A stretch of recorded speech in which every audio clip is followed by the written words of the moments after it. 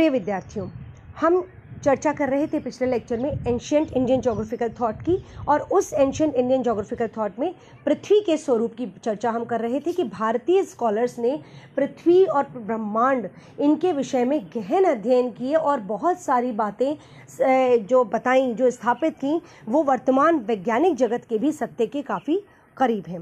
पृथ्वी को गोल माना गया, स्फीयर माना गया, और उसको साबित करने के लिए सूर्य के उदय और अस्त होने की बात का जिक्र किया गया और ग्रहणों का जिक्र किया गया। साइज ऑफ द अर्थ पर जब बात वे करते हैं तो उन्होंने कहा earth is an oblate spheroid slightly flattened at the poles.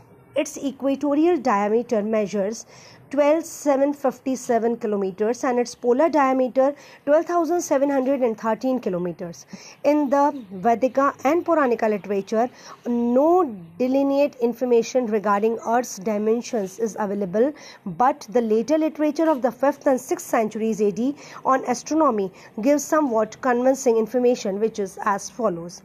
Dimensions of the Earth: yojans 1018.6, 1050, miles 8148.8, 8400. Source, that is पंच सिद्धांतिका. आर्यभट्ट में भी ये बात कही गई. These dimensions were based on crude estimates. The real facts about the Earth as known today are that its volume is 263 million, the equatorial circumference 24,902, and the marginal circumference 24,860, and its estimated age according to the latest researches is at least 4,500 million years. The estimates made by Surya Siddhant and Aryabhatta were very close to these established facts. ये जो figures हैं ये बताती हैं कि पृथ्वी की जो लंबाई चौड़ाई थी, इक्वेटोरियल डायमीटर 12,757 किलोमीटर और पोलर डायमीटर 12,713 किलोमीटर बताया. उस समय में ये भी बताया गया कि पृथ्वी एक गोलाभ है जो कि पोल्स पर, ध्रुवों पर थोड़ी सी चपटी है. इस बात को भी इंगित किया गया. वेदों और पुराणों में पृथ्वी के डायमेंशंस बहुत सही नहीं मिलते हैं या लगभग नहीं के बराबर मिलते हैं, लेकिन 5वीं और 6ठी शताब्दी में जो एस्ट्रोनॉमिकल रिसर्च हुए, जो थोड़े बहुत अध्ययन हुए, जो भी खगोल शास्त्रीय अध्ययन हुए, उनमें पृथ्वी के डायमेंशंस, पृथ्वी की लंबाई चौड़ाई, पृथ्वी का जो इक्वेटोरियल जो परिधि है उस सब का जिक्र मिलता है. पृथ्वी की वेट का जिक्र मिलता है, पृथ्वी की उम्र का जिक्र मिलता है कि 4500 मिलियन ईयर्स पृथ्वी की उम्र है. ये सारी चीज़ें बहुत कुछ वर्तमान जो वैज्ञानिक सत्य है उसके करीब है. ये इम्पोर्टेंट है विज्ञान की दृष्टि से, भौगोलिक विकास की दृष्टि से, कि जो इन्होंने प्राचीन भारतीय विद्वानों ने, चाहे वो 5वीं 6ठी शताब्दी के जो विद्वान रहे जिन्होंने खगोल शास्त्रीय अध्ययन किए, उन्होंने जब या सूर्य सिद्धांत और आर्यभट्ट ने के द्वारा जो अध्ययन दिए गए, जो ऑब्जर्वेशंस दिए गए, वो काफ़ी कुछ सत्य के करीब थे. और ये बहुत इम्पॉर्टेंट एस्पेक्ट है उस समय के ज्योग्राफिकल थॉट का, क्योंकि उस समय में हमारे पास उतना विकसित विज्ञान और तकनीक नहीं थी, उतने विकसित यंत्र नहीं थे. इसके बावजूद ये जो डायमेंशंस हैं वो सत्य के काफ़ी करीब मिलते हैं. That is very important as far as ancient Indian geographical thought is concern. अब अक्षांश और देशांतर, लैटिट्यूड्स एंड लॉन्गिट्यूड्स की अवधारणा. The position of a point on the Earth's surface in relation to equator, expressed as its angular distance from the equator, is known as latitude, while longitude is the angular distance of a given point measured in degrees east or west of the Greenwich meridian.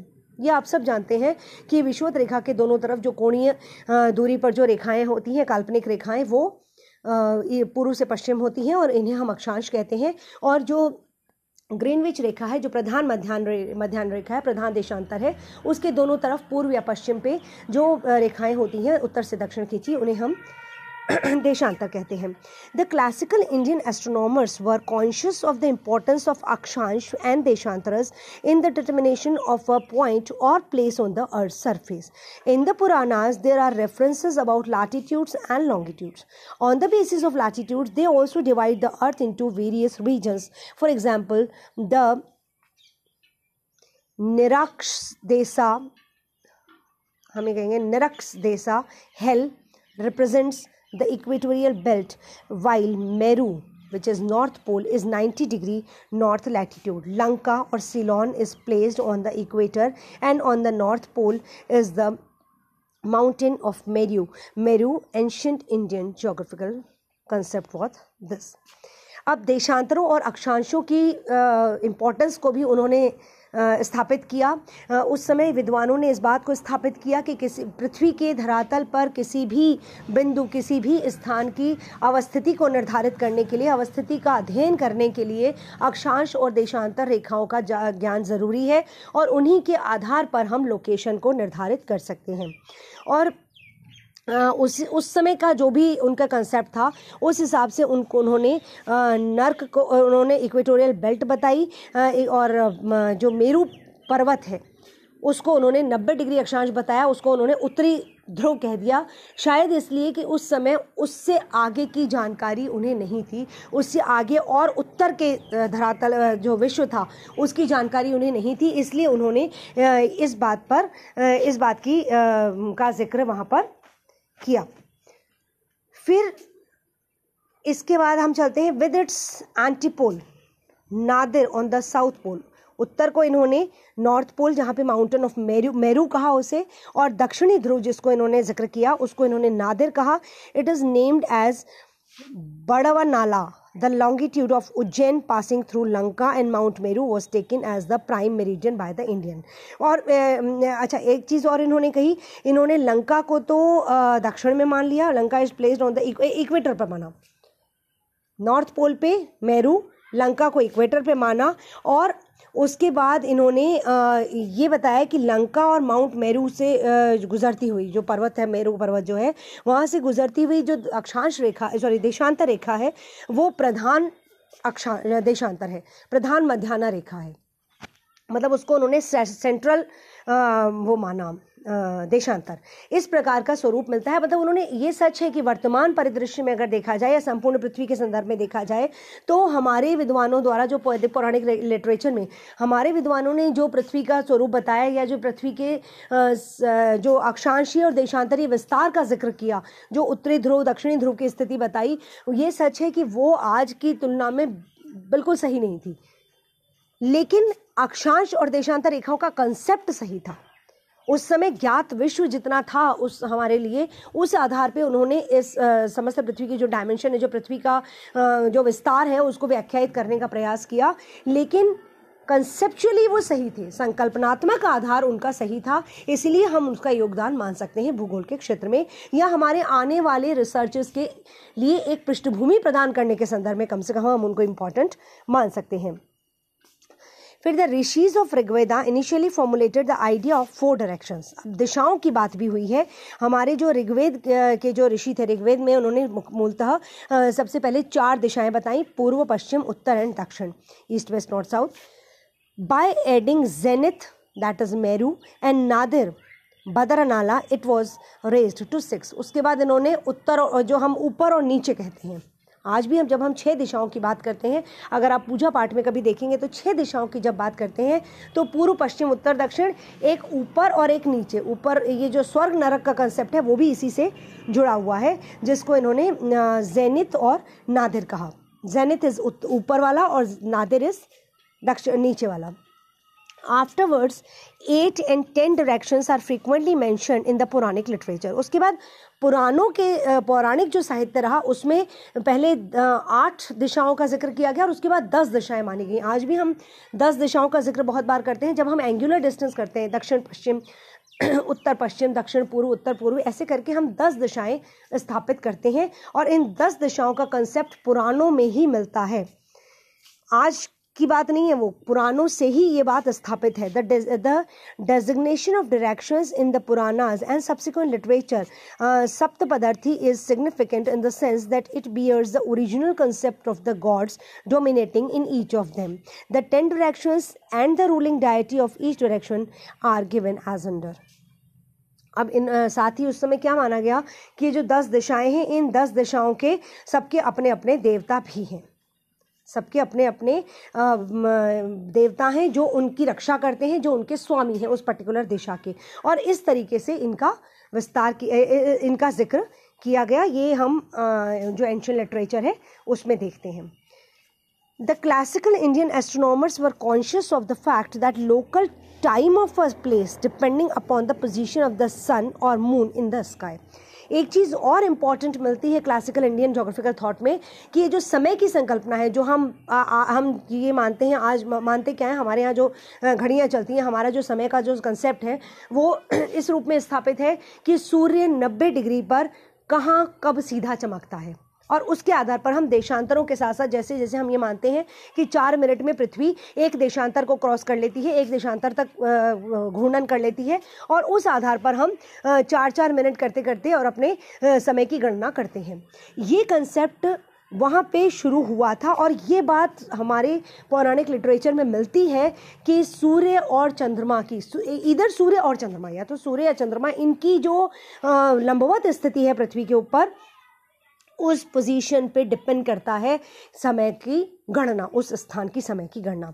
Differs from those of other places situated along other meridians, और दूसरे देशांतरों पर जो स्थान अवस्थित हैं उनसे ये किसी एक पर्टिकुलर स्थान की, मतलब हर देशांतर की जो गणना है वो अलग अलग होगी निश्चित रूप से, क्योंकि सबके ऊपर सूर्य या चंद्रमा लंबवत एक साथ नहीं रह सकते, उसमें अंतर मिलेगा। They devised a method of calculating these differences, और इन अंतरों को कैलकुलेट करने की ज़रूरत है, उस समय भी इसको कैलकुलेट करने की चेष्टा की गई। Some significant phenomena in the sky, like a lunar eclipse, was observed simultaneously from different places. The exact time showing contact of eclipse or its totality was recorded in terms of the local time of the individual places. A comparison of these records could provide the correct difference of local times and consequently the longitudinal difference between individual places. ग्रहण के जो गणना है उसको भी मतलब ग्रहणों की जो स्थिति है उस आधार पर भी गणना की गई, समय गणना करने की कोशिश की गई, विधि डेवलप करने की कोशिश की गई, समय की गणना की कि किसी एक लॉन्गिट्यूड पर जो चंद्रमा है या ग्रहण है वो किस अवस्था में रहता है, दूसरी लॉन्गिट्यूड पर उसी समय में उस ग्रहण की क्या स्थिति रहती है, कितना, इसका मतलब पृथ्वी की छाया की क्या स्थिति रहती है, तो उसमें अंतर मिला, और इस अंतर के आधार पर ये विधि डेवलप करने की कोशिश की गई कि कैसे ये कैलकुलेट किया जाए कि एक देशांतर से दूसरे देशांतर पर जाने पर समय में कितना अंतर आता है और उस समय को किस प्रकार से निर्धारित किया जा सकता है। तो ये कंसेप्ट उस समय में डेवलप हुए। द पुरानास, फिर इसके बाद अगर हम आगे चलते हैं तो हम पाते हैं कि ओरिजिन ऑफ द अर्थ पर भी बात हुई उस समय। So far as the origin of the earth and the rock material of the earth crust is concern, the ancient Indian scholars believed in the solidification of earth from gaseous matter. The earth crust according to them is made of hard rocks, that is shila, clay, bhumi and sandy asma. The Puranas mention the earth to be apparently floating on the water like a sailing boat on the river. The Aryans considered the distribution of land and sea and mentioned that more land surface is in the northern hemisphere. अच्छा, पृथ्वी के जब बात की गई, पृथ्वी के origin की बात भी की गई, पृथ्वी के कंपोजिशन की बात भी की गई, पृथ्वी का संगठन कैसा है, तो उस समय में भी पौराणिक और जो वैदिक लिटरेचर है उसमें ये माना गया कि पृथ्वी जो है वो रॉक मटेरियल से, हार्ड मटेरियल से बनी हुई है, शैल, जिसको उन्होंने शैल कहा। इसके अलावा ये जो पृथ्वी का क्रस्ट है, जो पृथ्वी के ऊपर की भूपरपट्टी है, जिसको कि आज हम सियाल कहते हैं, ये जो लिथोस्फीयर जिसे हम कहते हैं, ये कठोर तत्वों से बनी है, हार्ड रॉक से बनी है, शिला से बनी है। इसके अलावा इसमें मिट्टी भी है, इसमें क्ले भी है, उससे मिलकर ये सारी जो लिथोस्फीयर का स्वरूप है ये बना है। इसके अलावा पुराणों में ये भी मिलता है कि पृथ्वी जो है वो हार्ड है और वो पानी जैसे पानी पर जैसे कि नाव बहती है, उसी नदी पे या नाव बहती है, उसी तरीके से हमारी ये पृथ्वी भी तैर रही है, सियाल सीमा पर तैर रहा है। ये जो कंसेप्ट हमारे पास था बहुत लंबे समय तक, और अब जब प्लेट टेक्टोनिक्स आने तक, वैगनर के समय तक हमें ये चीज़ देखने को मिलती है, जब उन्होंने महाद्वीपीय विस्थापन सिद्धांत की बात कही है, तो ये कंसेप्ट हमारे पुराणों में भी मिलता है। तो और अध्ययन के क्षेत्र में या भौगोलिक चिंतन के क्षेत्र में शताब्दियों तक यह कंसेप्ट डेवलप्ड रहा है कि पृथ्वी तैरती है, लिथोस्फीयर तैरता है। पृथ्वी की ऊपरी जो परपट्टी है जो कठोर शैलों से निर्मित है वो उसी तरीके से नीचे के तरल पदार्थ पर तैरती है जैसे कि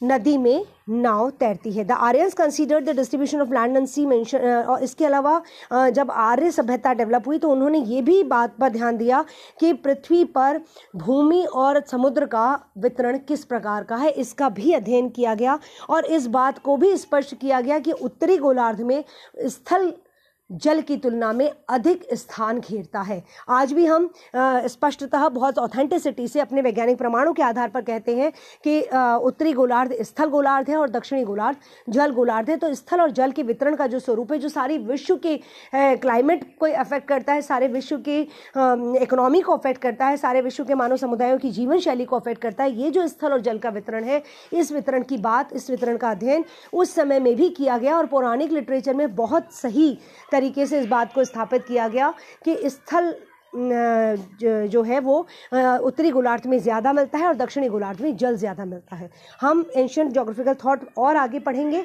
अगले लेक्चर में। Thank you.